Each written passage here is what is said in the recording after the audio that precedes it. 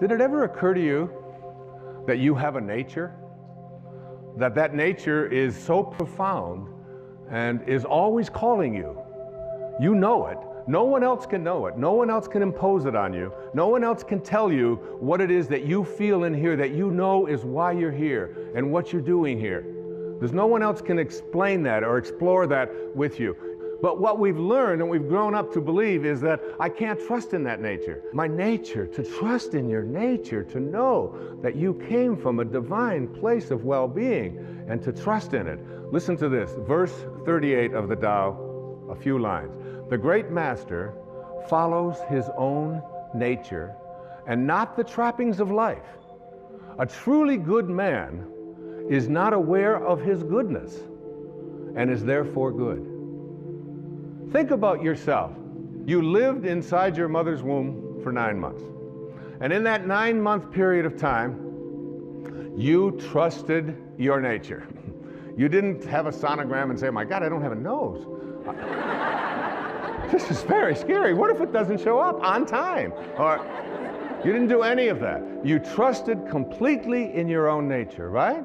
And so did your mother. There's very little that you can do because what you were to become, everything that this physical body needed was all handled in there. And also, beyond what was needed for your physical world and what Lao Tzu called the world of the 10,000 things. Why wouldn't you believe, even maybe for a second, that not only was my physiology all handled for me, but everything else that I needed, if I could just stop interfering with it. So what happens? We go through those 9 months, totally uninterrupted. We have no questions. Everything works out.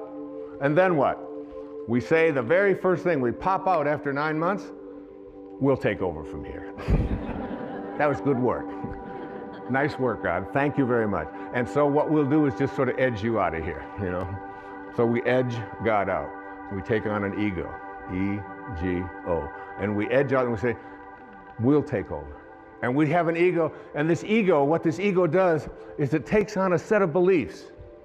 And these beliefs are that I am what I have, that I am what I do, that I am what other people think of me. So we're raised to believe that the more stuff I accumulate, the more things that I get, this is who I am. The more that people like me, this is what I'll get, and on it goes. What we have to do is learn how to take this ego of ours, this part of us that believes that who we are is what we have, and what we do, and what other people think of us. But remember, if you grow up believing that you are what you do, then when you don't, you aren't. And if you believe that you are what you have, when it's gone, you aren't. And if you believe that you are what other people think of you, your reputation, which we raise people to believe, I have to be concerned with what other people think of me.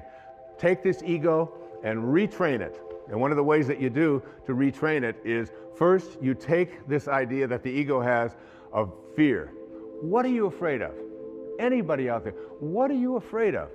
Shift from fear to curiosity. Become curious about what you're afraid of. That's what Lao Tzu taught me. Become curious about what you're afraid of. You're afraid of flying? Get curious about that. Get interested in that. You're afraid of snakes, you're afraid of disapproval, you're afraid.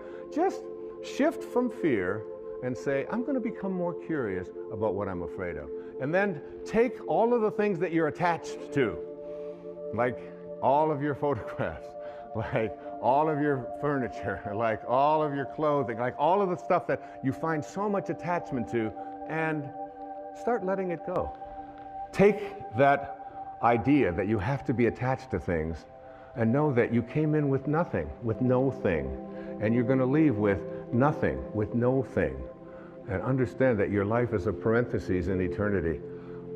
Live there without attachments.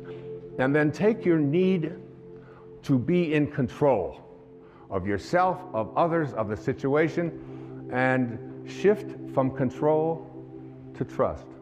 Begin to have a trust.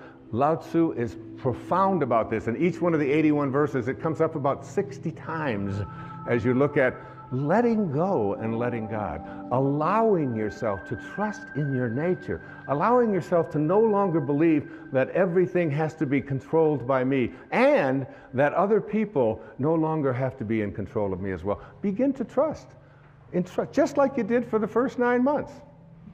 You trusted. Your nose showed up. Your height showed up. Your eyes showed up. Whatever. It all showed up. It's all perfect. It's all divine. So why not wander through your life and have this wonderful, peaceful knowing that it's all fine? And finally, shift from your sense of entitlement. What? Nobody can treat me that way. I'm entitled to have this. Well, I paid for that. I let go. I mean, that in 1 year, I let go of all of my entitlements. I don't feel I'm entitled to anything. I'm just here.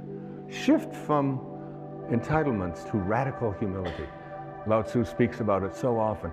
Stay humble. Stay low. The greatest leaders are the ones who do the least. The ones who stay back and just model and allow. And at the end of the day, in one of the verses of the Tao, it says, the people will say, we did it ourselves. We did it ourselves.